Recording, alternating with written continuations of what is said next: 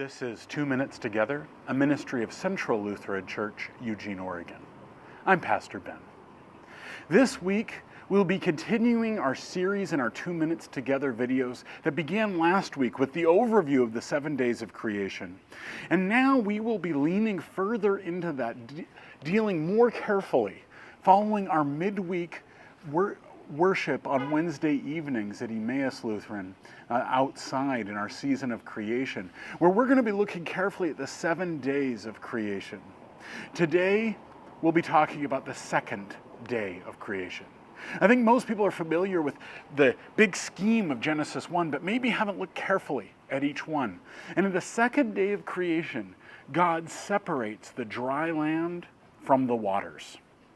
It's kind of an unusual thing. We usually think of God creating, and here it's God separating, teasing out, categorizing.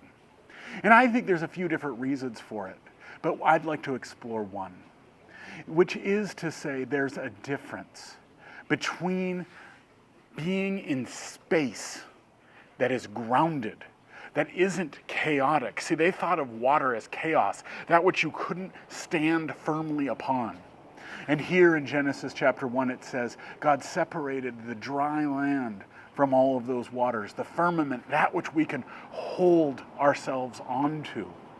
You see, in Genesis 1, it's not just that God creates land, God creates space. There is space for each one of us to be grounded. Our experience in life is one where we live in space and we need stability. And that stability was put there by God for you. That it might not be easy to find, but it is there. That later on in the New Testament, when we have the advent of Christ, that the real stability is in our relationship in Christ.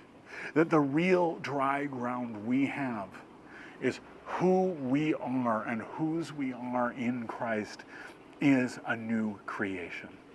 This has been 2 Minutes Together. I'm Pastor Ben.